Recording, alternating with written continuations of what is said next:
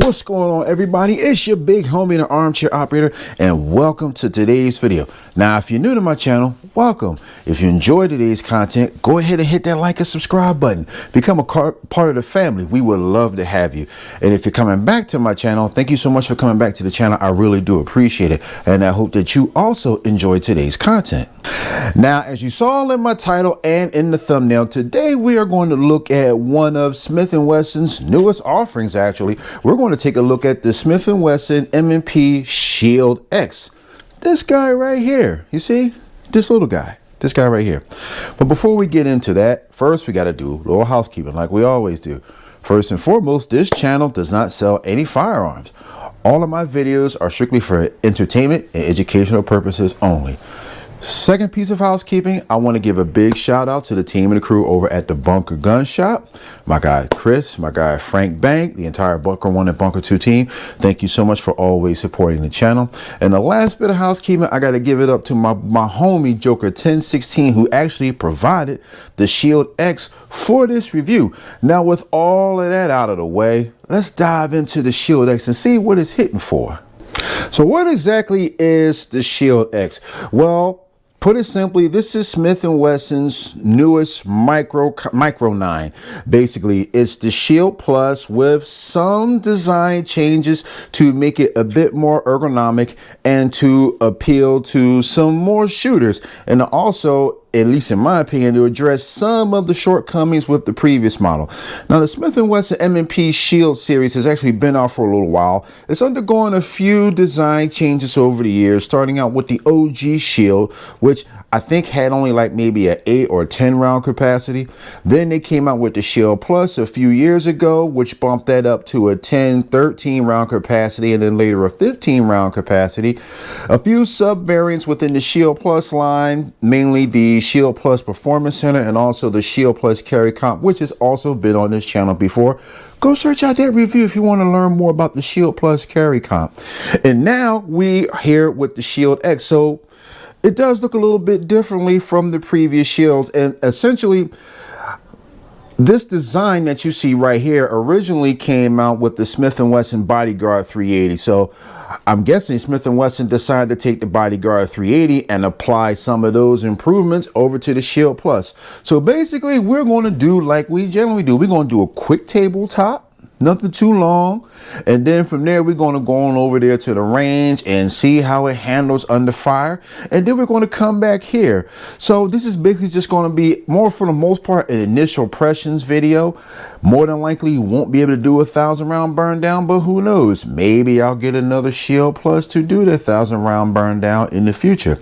But anyway, without further ado, let's head on over to the tabletop and take a more in-depth look at the Shield X. Welcome to the review space, everybody. We have the Shield X down here on the tabletop, on top of its shipping packaging. So first thing we're going to do, y'all know how I like to get down. We got the show clear. Come on now, y'all know safety is important. All right, so boom. Magazine is empty. Firearm is empty. Firearm is verified clear. And we are in a safe and controlled environment. There is no live ammunition anywhere in the review space. All right, now on to the Shield X. So as you can see here, like I said, it's basically the style that they went with the Bodyguard 380. And there are some visual differences with this particular Shield versus previous Shield Plus, most notably the type of clutch that you have in the slide serrations. They're very reminiscent, honestly, of the full-size M2.0 line, if in my opinion. A little bit more aggressive than the standard fish scale serrations that you would see on those firearms, but very nice overall. One thing that I am glad that they did with this design is right here. They finally give us a Picatinny rail. Now, if y'all seen my Shield Plus video or even my most recent versus video between the M&P Shield Plus Carry Comp and the MC9, one of my criticisms about that design was that you don't really have any type of rail under here. So you had to get special lights that were made specifically for that model. So it's not like you can get just like your any type of stream light or subcompact light to throw it on there and call it a day. You had to get a special one for that frame. This kind of eliminates that, which I think is really good. Big ups to you on that one, Smith & Wesson. Another thing you'll notice is that it has a more pronounced beaver tail, and the texture pattern is a little bit different. So they give you more texture on the back strap, which I think is important, and slightly more texture overall. The texture on the back strap does go a little bit higher, so when you're grabbing the gun, it basically puts texture where you need it the most for the most part. But again, if it were me, just a little bit more texture right here will really be good. So that way, when your thumb is grabbing onto the frame, it has a little bit of extra traction to grab onto, but this isn't bad. They do give you a memory pad on this, which I think is really good on both sides. The previous generations of M&P Shields and Shield Pluses don't really give you that. Now, let's talk about the sight. So basically, the sight setup is pretty standard for the most part for most of the M&P Shield Pluses. You have a green night sight in the front with a blacked out U-notch rear sight in the back. It's cut for your Shield RMSC optics plate, and you got your slide catch, slide release, takedown lever, which basically it takes down like any standard M&P Shield. You just rack this guy to the rear, rotate that down, let the slide go home, pull the trigger and pull it right on off. And assembly is the reverse of removal. So that's pretty simple and straightforward. But let's talk about the box. So basically it comes in the box here just like standard. I'm not going to nitpick about the box. I know there are some creators, and myself included sometimes, that will nitpick about the box. I'm not going to nitpick about the box because really it's more so about that. But a nicer box would be nice. Sometimes they do it for the performance centers, but anyway, moving right along. Now this firearm comes with 2 magazines. It comes with a 15 round and a 10 round. And plus you have your cable lock and, you know, all of your other accoutrements because safety, right? We got that there. Nice little Smith & Wesson sticker. Again, if this was mine, it would be going on the safe. And of course you got your little baggie here and your instruction manuals and so on and so forth. If you're not familiar with your firearms, or if this is your first firearm, I would highly encourage you to read the manual. Let's get this box out of the way. I'll always highly encourage people to read their manuals. Personally, I read my manuals even though I'm around firearms all the time. I still like to read the manuals from time to time. But anywho, let's talk about the magazines for a second. So with the new style of grip module that we have on the Shield X, they changed the magazines a little bit. So if you remember from the previous generation, the Shield Pluses had basically different sleeves on the bottom here. And to illustrate, I'm going to bring in my M&P Shield Plus carry comp here. First, we're going to verify clear. Magazine is clear. Chamber is clear. Firearm is verified clear. Boom. All right, bet. So let's just slide this guy right here for a second to illustrate what I'm talking about. So look at the magazines. This model has a 15 round magazine, which is what you see here. And you have this more so just an extension just to fill out the grip. So that way you have a complete grip, which is cool. Now with the Shield X, the grip is naturally longer. So as a response, Smith & Wesson had to shorten the sleeves a bit. Now, essentially, what does that mean? Essentially, the magazines are not backwards compatible. Well, let me say that again. They're not frontwards compatible, meaning this magazine is not going to work in here because it's not long enough. This is too thick. However, this magazine will sit in here just fine. You'll just have that little gap. Am I making sense?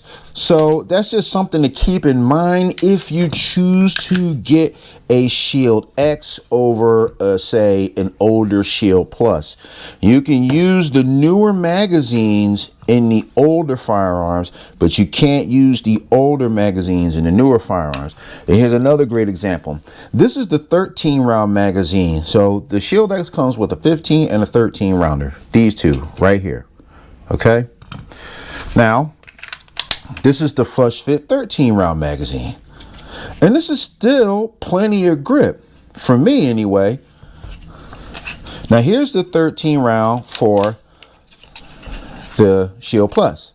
So basically, if you look at the grips are basically the same height with those magazines. But of course, again, this, because the grip itself is cut a little shorter, it has a slightly thicker extension here versus this particular magazine, which just has a standard base pad. So it's just something to keep in mind.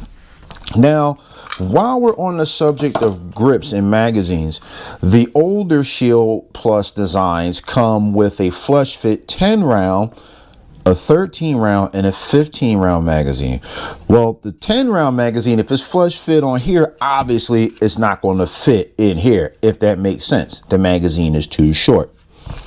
All right, so enough about the magazines. Let's talk about the differences in the grip. So clearly, the grip on the Shield X is thinner than that on the older Shield Pluses and Shield Plus carry comp here. Essentially, what that means is you're going to have a slightly shorter length of pull with the Shield X. Now, with some length of pull, meaning with your trigger finger, is what I'm referring to. Now, for some smaller stature shooters, that would actually be a good thing, because a lot of times with people with smaller hands, they don't like big old fat grips. Even though I wouldn't consider this a fat grip, but some people would. But the point of the matter is the distance between the middle of that trigger and the bend of the back strap is a bit longer than it is on here. So that's also something that you will keep in mind. And I'll actually talk more about how I feel about the thickness of the grip in the range portion of the video, but I just want to go and just showcase the differences between the two. And of course, you got the differences in the texture. Now, this is going to be something that's definitely going to be, I would say, your choice as to which one you like a bit more. As you can see, the texture on here goes up just a little bit more, so you can get a little bit of texture for your support hand thumb when you're holding a firearm versus on this model, because it doesn't go up as high. Also notice that the memory pad on this has a little bit more of a texture, and there's no texture on this frame at all on either side. And of course, we already talked about the 800-pound gorilla in the room, the lack of an accessory rail on this particular gun and an accessory rail on this particular gun. Now, let's talk about the triggers. Me personally, it's a little bit difficult because this particular gun is relatively new, while as this particular gun has well north of 1,000 rounds on it already. So the trigger on this is well broken in and it feels a little bit softer than this. But I would imagine that stock out of the box, the triggers are relatively the same. But even so, let me just go ahead and ghost that trigger for y'all really quick. Let me just show y'all. All right, so here we go. That's your take up. That's your break. And now check the reset. That's your reset. And we're right back at the wall. Boom. All right, so the trigger is actually really good. And that's one thing that I really do like about the new school M&P 2.0s, the one with the trigger dingus and the Shield Plus and so on and so forth. The triggers are pretty good. And just in case if you cared, let me just show you the trigger on this one. So here's the wall. Length of travel is relatively the same. The break is a little softer on this one because, again, this firearm has way more rounds to it. And that's your reset. So relatively the same, just a softer break again because this particular gun is more broken in than this one. And all in all, I mean, for the most part, that's essentially it. Now, I do have another Smith & Wesson just to give you another size comparison. This is my metal frame carry comp. This is more of their full size 4.25 inch barrel option. That's the one with the little port in the front. And of course, we verify clear, boom, we're good to go. And there you go. So I just wanted to show you these two, just to show you the differences between a full size 9 and a micro 9. As you can see, the Shield X is considerably slimmer in terms of the slide, and the grip itself is not all that much shorter. The barrel length in this one is, I want to say it's about a 3.5-inch barrel, somewhere around there. I'll have to check the Smith & Wesson website to be sure, but it's a little shorter than 4 inches. And that's the grips. As you can see, the M&P metal frame carry comp has a much fatter grip than that of the Shield X. And my last thing I'm going to note, is it me or does this firearm look like the old school M&P 1.0s with that beaver tail? Let me know down in the comment section if y'all think so, or if I'm just tripping on that. But anyway, enough with the tabletop. I pretty much covered all the bases as far as the Shield X goes. Let's see how this puppy handles on the range, and then we're going to come right back here and close it out. All right, y'all, welcome to the range. We got the M&P Shield X here. We're going to be running some 115 Mag-Techs. We got the target set up there at 5 yards right now. We wanted to do this the slow way because stupid me left the other mags back in the crib. But don't worry, we're going to get through this anyway. So I got the 15 round mag. We're going to load it up, put some rounds in the range, and let's see how it runs.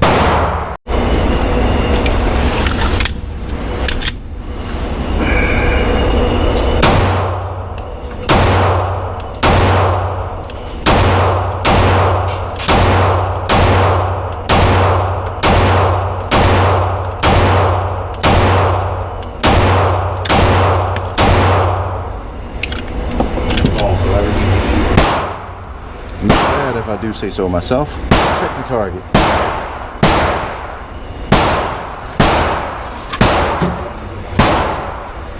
Pretty tight at 5 yards.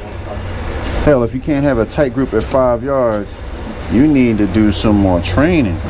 But anyway, what I will say is that the gun, even though it's really slim, it's way slimmer than my Shield Plus carry comp. It's surprisingly controllable. I looked at the Shield X initially thinking that the thin grip would be a bit of an issue. It's not as much as an issue as I thought. But let's push the target out a little further and let's see how well we do. We're going to put it up at 7 yards and get another mag put in there.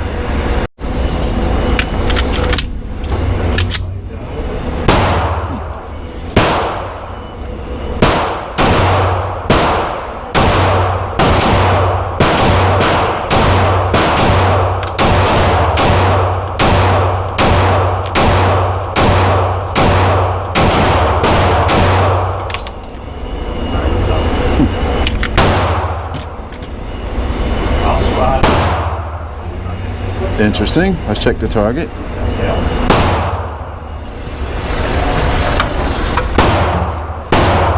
Opened up a little. Pretty much on for the most part. Like I said, for a little micro 9, it's not bad.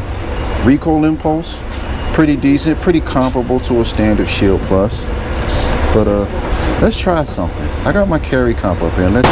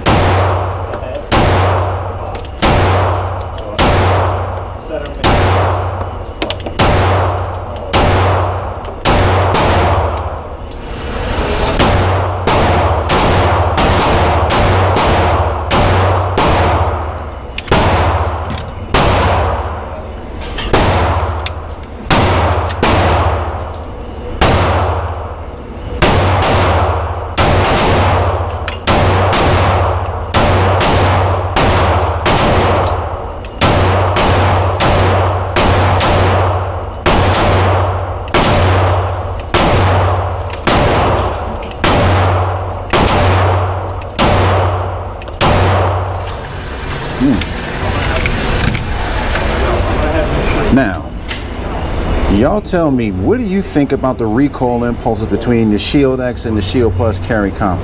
Personally, the difference in the felt in the hand is not all that different, to be honest with you. The carry comp is just a little bit less snappy or a little bit lighter recoil, and I wouldn't really consider either one of them snappy. Carry comp is a little less snappy, but I have to say, I think I like the angles of the Shield X just a little bit more. That being said, we're gonna try something real quick. Oh, let me just show you the target in case y'all cared about the target.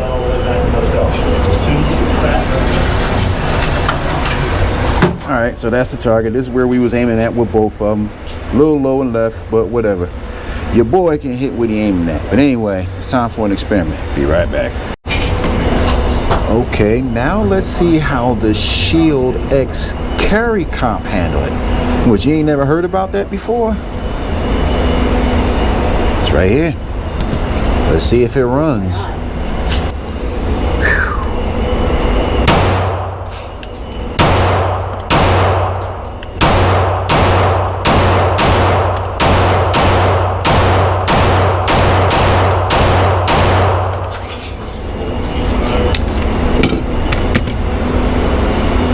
Works to me. Let's check.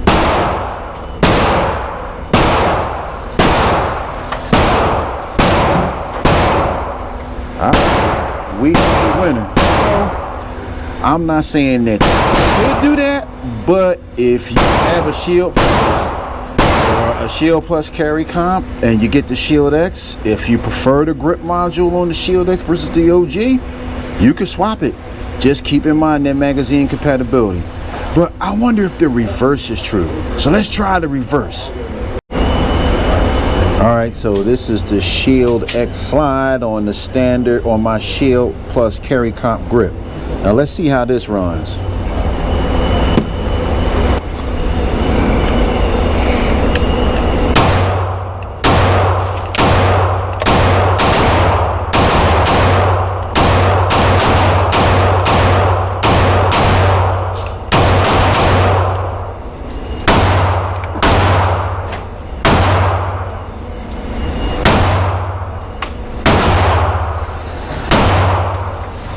Looks like it runs pretty damn well to me.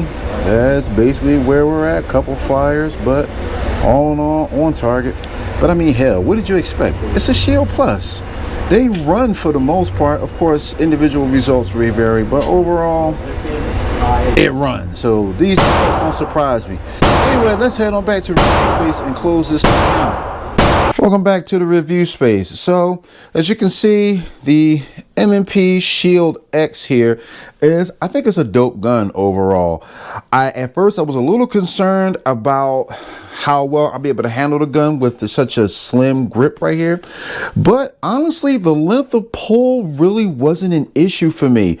I actually like the length of the grip more. It helps me to really keep this gun a bit on target more, and it helps me to worm this trigger. You know what I mean by worm the trigger? Keep the trigger relatively straight and draw it to the rear. Worm that trigger, that's what I mean. And it really helps me to worm that trigger without disturbing the muzzle too much. And the shots weren't bad. So, I mean, all in all, I really do like it. Like I always say, this is a sample size of one. Your mileage may vary. My experience with the Shield X has been very positive. And even with my big old me hooks, I think it's something that I could run and run effectively. So, hey, maybe you might want to check it out for yourself. So with anyway, guys, I'm going to end it there. What do you think about the Shield Plus or the Shield X? Is this something that might be on your radar for your next EDC or your first EDC? Let me know. Sound off in the comments. Let's get this discussion popping, okay?